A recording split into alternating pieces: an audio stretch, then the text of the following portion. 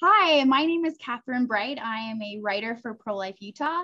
Today, we have the opportunity to interview a man who had an experience with Planned Parenthood. He is a Utah father. He's pro-life. He knows that Planned Parenthood is dangerous, that Planned Parenthood performs abortion. Planned Parenthood in our state performs about 2,000 abortions a year. But even as a pro-life Utah man who is aware of these dangers and controversies, he had an experience that he reached out to our group and wanted to share with us. So I am going to call him Alex for the sake of this interview. So Alex, thank you so much for joining us. You bet. Thank you. Happy to be here. Yeah. So I want to hear it from you. What happened? What is your experience? Yeah. So you mentioned, I've been a pro-life all my life, and all the things you mentioned about Planned Parenthood, and I've had issues and concerns with them as an organization, with abortion in general. But it was all, more or less just kind of things that happened to other people and things that were in theory. And even though I felt very strongly about all those things in my positions, never thought I'd be in a position where I would be dealing with some of those challenges myself.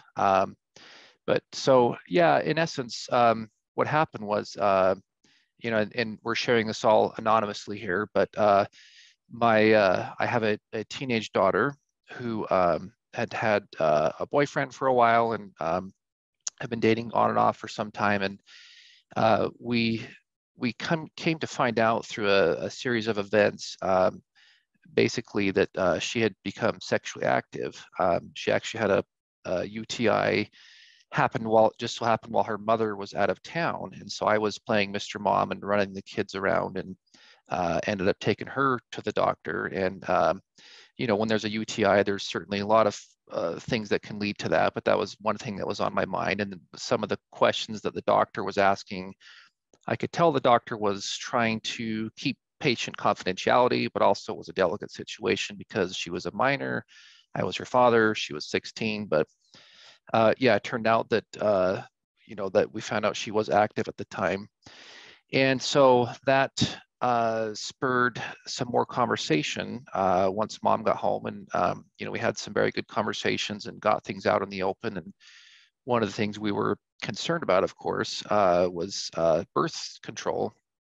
Our first preference obviously would have been to, not have her be active at that age. But given that she was, we were glad that they had thought of, practicing birth control.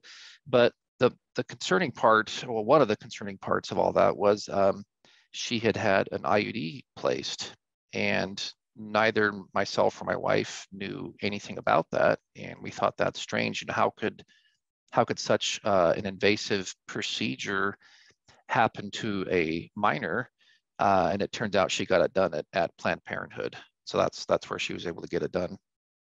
So an IUD is an intrauterine device, if anyone doesn't know.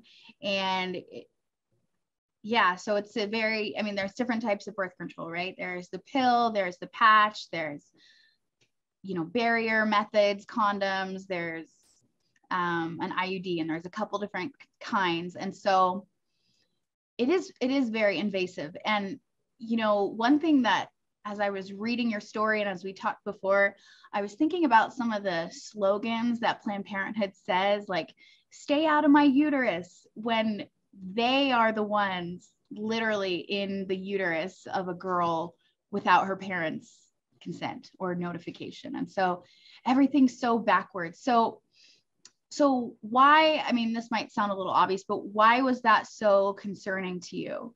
That she had this happen to her, she had been able to get this without you or her mother ever knowing or, giving consent to that? Yeah, good question. And, you brought up some good points there. So any other procedure, if you take your kid to get a COVID test, or any kind of medicine, or any kind of procedure, let alone an invasive one, you need parental consent for really anything. Any child who's a minor, they're untouchable for anything. Yeah. Yet yet this, compared to any other, just a quote unquote typical medical procedure, is obviously infinitely more invasive. Having something placed, intravaginally up into her uterus to a child who's underage, A, and not only that, but B, that it, can give some sense of, giving a green light for sexual activity, also without any involvement with the parents. So yeah, so for both of those reasons, it was pretty shocking to hear that they could do that. Yeah. And I mean, the risks of an IUD are not a secret. So that the UTI was related or caused, or at least somewhat contributed to, or the IUD caused the UTI. Is that correct? That's possible. We actually don't know for sure if it was that or some other complication due to being active, but that's certainly a possibility that we could not rule out. But right. Having researched more into this, once it happened to me personally, I've learned that is very common, that UTIs can stem from IUDs being placed. That's one of the many potential complications, yes. Yeah. They are not, I mean, something so invasive is not without a risk. It is literally in a woman's reproductive organs. It's altering her hormones, and for that to be allowed or encouraged or provided without you or your wife knowing is pretty shocking. So how did you respond? Yeah, good question. Well, I mean, there's, several levels of news there, besides the fact that, she's now active at a young age, which we weren't anticipating, and then the device being placed and all the things that go along with that. You go through a range of emotions, shock and sadness and anger and, everything else under the sun. But one of my first thoughts was, at this age and this maturity level, I frankly wasn't entirely sure if I believed that an IUD was placed, or am I just telling mom and dad what they want to hear so they don't worry? So I thought, well, let me just kind of check and verify this. And so I asked what clinic it was done at, and I actually made some calls to the clinic, figuring they would, disclose, oh yeah, it's your child. But I then learned the hard way that no, that's protected, some kind of patient privacy, HIPAA, whatever the statute is, but they wouldn't tell me. And I said, this is my own child, and she's a minor, and this is very invasive procedure. How could you withhold that from me? But they would not tell me. They said the only way they would release any of her records is if she came down in person and signed physical papers in front of them. Other than that, I as her parent had no access to her records. Wow. And what did that feel like to learn even further that somebody was keeping a secret with your daughter from you about her health and her body and her being sexually active at a young age? Yeah, it's helpless, powerless, I guess. And again, back to some more anger probably. And so she was 16 at the time. And so whatever the gal I was speaking to on the phone, I don't know, she may have just been, front desk or whatever, but I pressed a little bit and she transferred me to someone else. But I was asking just for my own curiosity. I started asking, well, is there a minimum age that which you wouldn't go below? Like, would you do this procedure on a 15-year-old or a 13-year-old? What is the minimum age you would place an IUD and not tell the parents? And they wouldn't disclose that to me. They said you have to talk to, they gave me the name of another manager, some higher up person on another level that I had to talk to. They would not answer that question on the phone. So you didn't just stop there. You really explored different avenues to try to find information and to try to find their policies and learn more about how they work as far as providing birth control, very invasive birth control to minors. Yep. Yeah, exactly. And then even beyond that, so I decided, I didn't know how far I was going to get with Planned Parenthood directly, but I rather than calling this manager lady and pressing her for more information, my next call was actually to an attorney And the call started out fairly promising. I thought that, explaining the situation and what had happened. And she said there's definitely precedent and that sounds like it's actionable, and started taking some information. But as soon as she asked where was this done at, and I said Planned Parenthood, and right then she immediately just stopped the call. She said, "Oh, okay, you know what? I'm sorry. There's really nothing you can do." And I said, "Well, what do you mean?" And she said, "Well, because Planned Parenthood receives Title X funding, a funding from the government, for some reason that makes them exempt from any action for doing any of these types of procedures in underage girls." And I asked her why. That didn't make any sense to me, that someone, just because someone receives government money, makes them immune and does not offer the protection to young girls that every other place has to abide by. What does receiving money from the government have to do with that? And she shared my frustration. This was her profession. She specializes in cases like these. She agreed with me completely. And she said, "I don't have an answer for you. It doesn't make any sense, but I'm sorry, I can't help you." And that was the end of the call. Yeah. So in the state of Utah, it's illegal for, a normal doctor at a clinic to give, anyone can go buy condoms anywhere, right? But as far as anything altering hormones, the pill, the NuvaRing, the IUD, copper, hormonal, whatever, it's illegal to do that unless you go to Planned Parenthood, because they accept this Title X funding from the federal government. So it is this legal loophole that is a huge problem.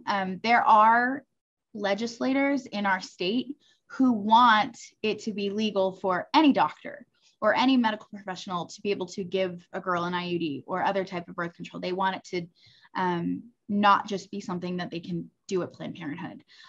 So I think that is a really important thing for Utah voters to be aware of.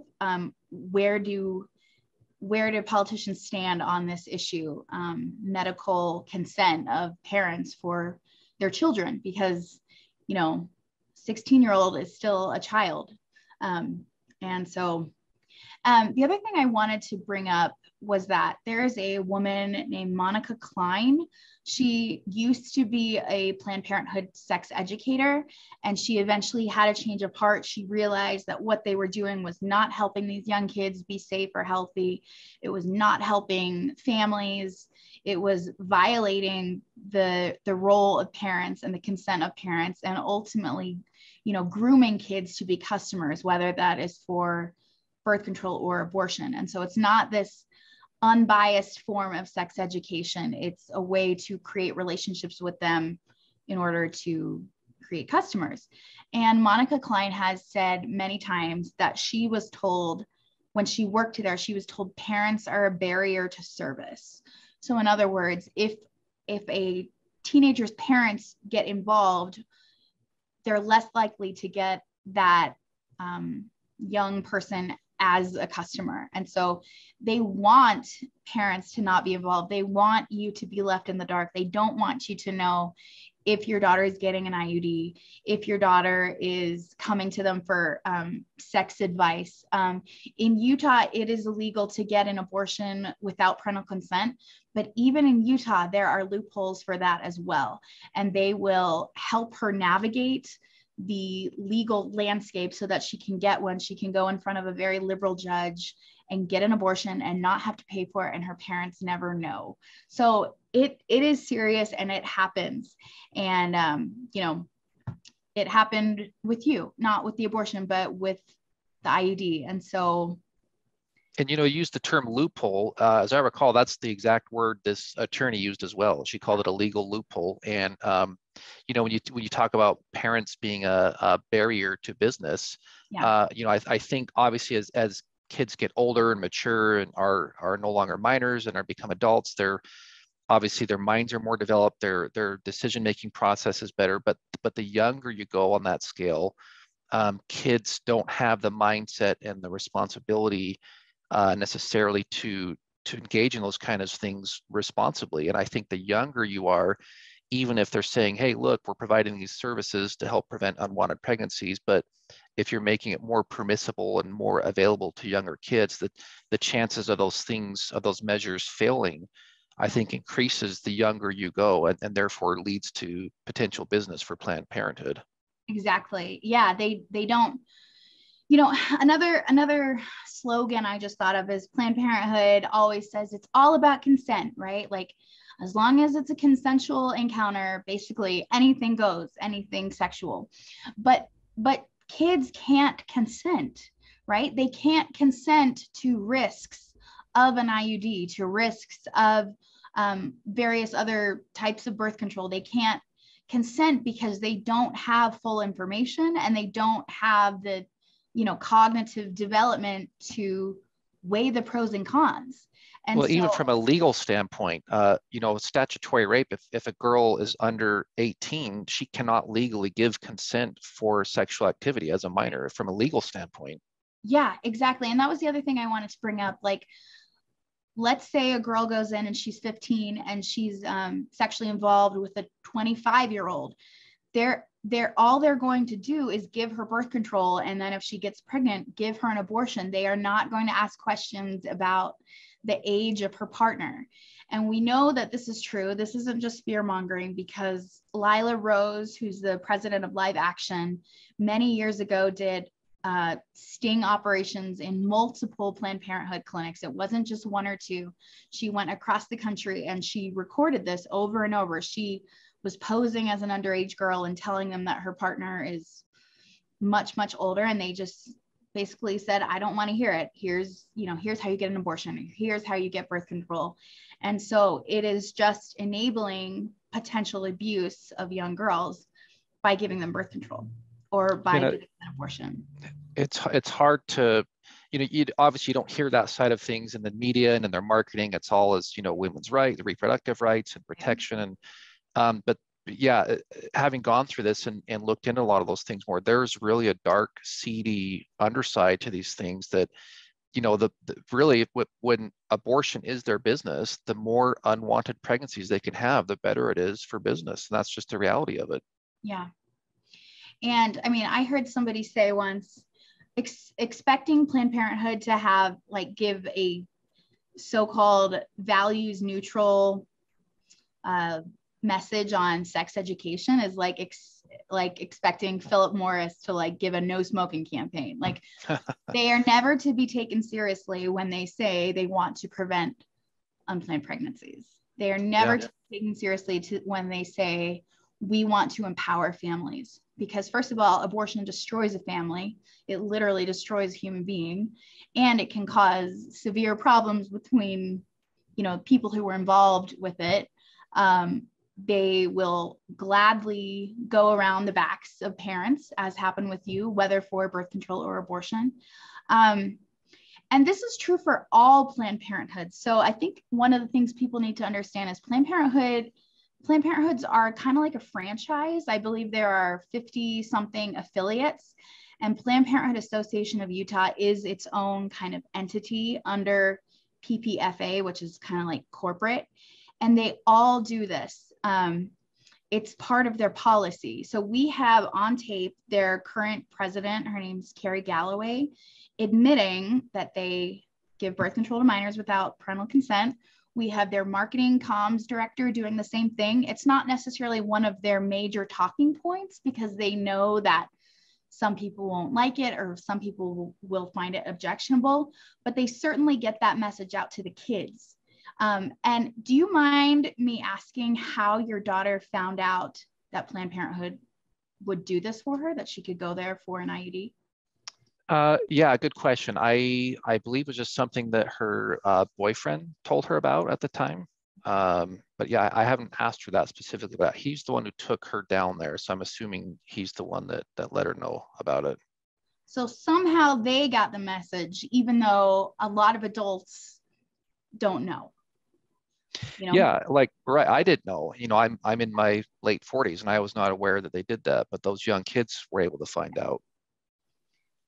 So just to play devil's advocate, what if somebody says, hey, if a girl is sexually active and she doesn't want to tell her parents, isn't it better for her to get birth control than it is for her to get pregnant and either have a baby or have an abortion? If you're so pro-life, if you're so anti-abortion, what's so bad about giving a girl birth control, even if it means her parents don't know about it?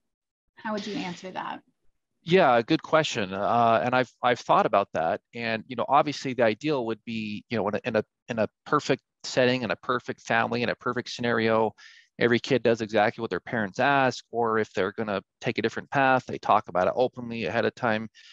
But that's not the reality. I understand kids are going to be kids and make their own decisions. Yeah. But to me, and obviously, she chose to do some of these things on her own without telling mom and dad, and that was a hard path for us to cross. Yeah. But at some point, whether the kid wants to come talk to mom and dad about it ahead of time, or whether it comes out down the road, there is, in all likelihood, there's going to be a conversation between the child and the parents at some point. And as difficult as that conversation may be, whether it happens in the ideal setting or after the fact or later than you'd want it to, regardless of when that happens, that discussion, that delicate discussion, should be between a parent and a child. An abortion provider should not be the surrogate parent taking their place in that discussion. And especially if a younger kid, we talked about before, where they don't have the maturity and the decision-making mindset yet, Yeah. if they can go somewhere and get that birth control, let's say the kid was on the fence, I don't want to talk to mom and dad about this, I don't want to get pregnant. If they know that those options are there, well, just, come here in this sneaky little appointment. You don't have to tell mom and dad. You can get your birth control. That may push them on, okay, well, I'm going to go ahead with this then. Whereas otherwise, if that option wasn't there, maybe they hold back a little bit. Maybe they wait till they're older. Maybe they do talk to mom and dad. Maybe they just look at some other options. But just Planned Parenthood inserting itself between the child and the parent and taking that discussion away from the parents, I believe enables and encourages younger kids to make poor decisions that they might otherwise not have. Yeah, I totally agree. I feel like the fact that it's available kind of gives it a stamp of approval. Like Exactly. If this weren't okay, then I wouldn't be able to do it. But because there's people in white coats who, are a nurse or a medical provider, and I go to a clinic and it's all formal and official, and this is my health and all these things, it's more palatable, especially for somebody who is young and scared and doesn't want to get pregnant and doesn't want mom or dad to know that they are having sex and all these things. And so, yeah, I think it all comes down to violating that relationship and inserting themselves and marketing themselves as the experts, which Planned Parenthood is very good at marketing. They're very good at knowing their target audience. They're good at getting in the schools. They're good at using really, nice sounding language to describe things. Who's going to disagree with healthcare? Who's going to disagree with freedom and rights? But that kind of mask the truth of some of these procedures or some of these, what's really going on. Yeah, exactly. There's another point I wanted to. I want to bring up one more point as a question you asked a few minutes ago, and I forgot to mention this, but where she's in this procedure, and I just think of any other procedure our kids have had. We're right there. We know where they are. We know what the procedure is. We know what the risks are, what the complications could be. But what if, heaven forbid, what if something went wrong during this procedure? We have no idea where she is, what she's doing. She's scared by herself, or maybe her boyfriend was there, but what if there was a complication and she was in some danger? Right. What happens then? Do they call mom and dad? Does she have to call mom and dad? I mean, something that invasive and with that much potential for risk, I want to be there for my little girl if she's having something potentially dangerous done. And the fact that it's just done without my knowledge behind closed doors, it terrifies me to think, what would her mindset have been? Let's just say she had some type of life-threatening emergency, a perforation, she's bleeding out, and she has to call mom and dad and explain in that moment while she's clinging to her life, hey, by the way, here's where I am, here's what I'm doing. No child should ever be put in that kind of a compromised position. Yeah. I think that Planned Parenthood, they really want to take away innocence, because if like they do a few kind of well woman pap smear type things, but most of their services or products, like if you're not sexually active, you can't make them any money. And so, hey, she's 12 years old. Oh, well, like, let's give her an IUD. Let's give her some pills. If she gets pregnant, she can come back to us. And so they don't care about innocence. They don't care about,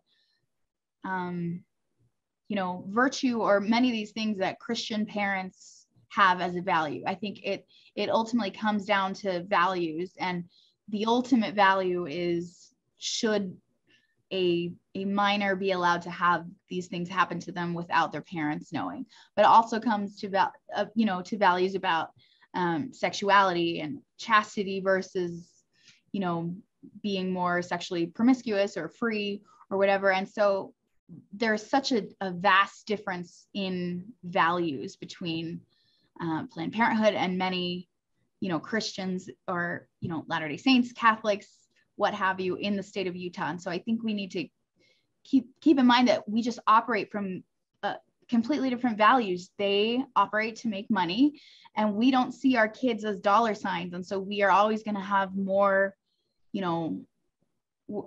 more, like, we care more about our kids than they do. And that's so obvious, but when they admit to going around parents' back, it makes you think, well, what else are they capable of doing, or what else would they hide from me?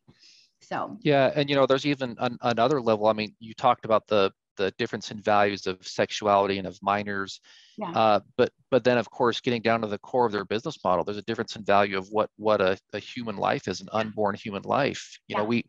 I believe that all life is invaluable and precious beyond measure, and for them to see that developing human life, that unborn child, and to kill it in horrible, violent, graphic ways that are, and that's their money making business model. I mean, the difference in values on that level is almost incomprehensible to me.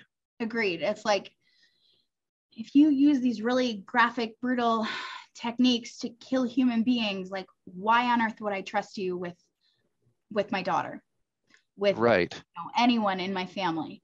Or if you had ripped the limbs from a baby and kill it with a poison needle, why am I not surprised you have no problem, inserting an IUD into a little girl?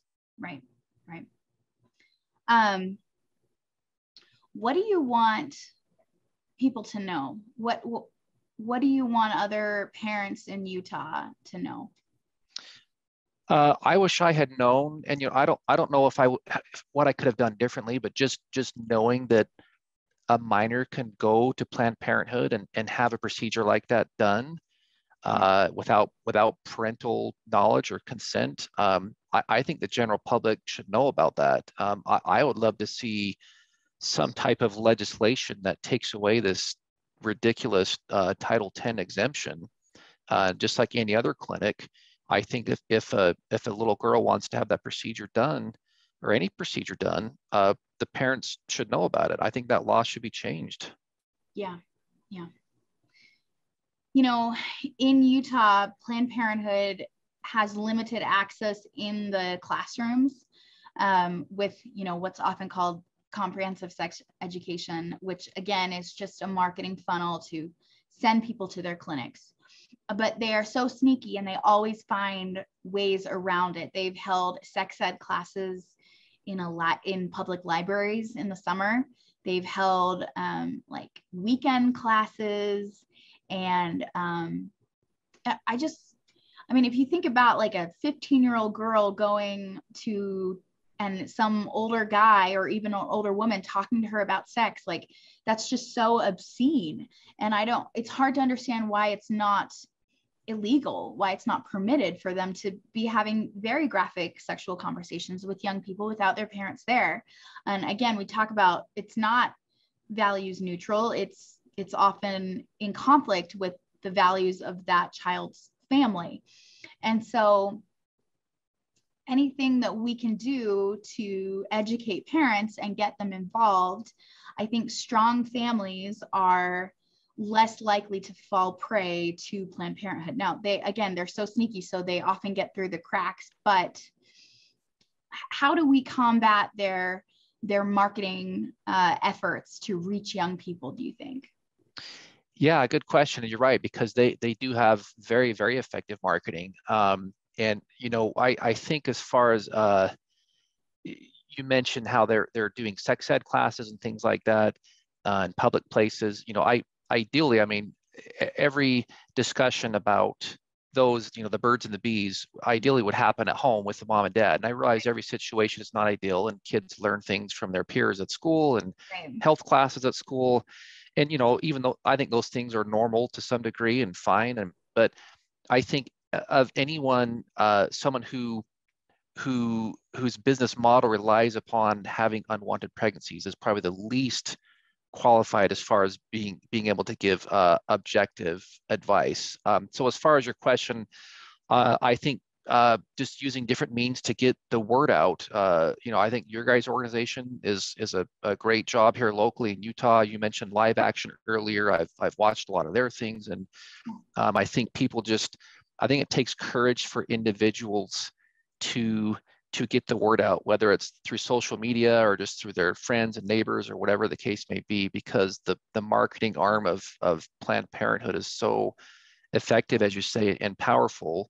And anyone who, it feels like at times, anyone who speaks up for the value of life and for the values of, you know, chastity, or, you know, keeping delicate sexual conversations within the family, feels like you're ostracized nowadays. It's not politically correct. You're not with the times. And I just think, yeah, all those things. Yeah. So we just need to use all these different ways we can to get the word out, I think, is probably the best answer to that. Yeah. Well, and I'm hoping that this interview will be shared and reshared, and that people will hear your story and get involved, whether legislatively or you know, understanding some of the risks and some of the ways that Planned Parenthood reaches young people, the ways that they love to keep secrets. Monica Klein, that woman I mentioned earlier, who used to work for Planned Parenthood as a sex educator, she always says Planned Parenthood loves secrets. They thrive on secrets. Their business is built on secrets. And so, you know, you shine the light on it and it lessens its power. So I'm so sorry that this happened to you. And I imagine all the more shocking considering that you're pro-life, you know, Planned Parenthood is bad news. And then to turn around and realize they, you know, were successful in reaching your family and your daughter. So yeah, that Title 10 and how it overrules state law is really unfortunate, but we will keep fighting until they close. Yeah, thank you. And it's hard when it suddenly, like I said at the beginning, hits home instead of just being in theory, but knowing there's groups out there like what you guys do, and I know there's others as well that you know, just trying to fight the good fight. It every little bit helps, and I appreciate all that you guys are doing. Thank you. Well, thank you so much. I really appreciate it, Alex, and you have a good night. Okay, thanks. You too. Okay, thanks. Bye-bye.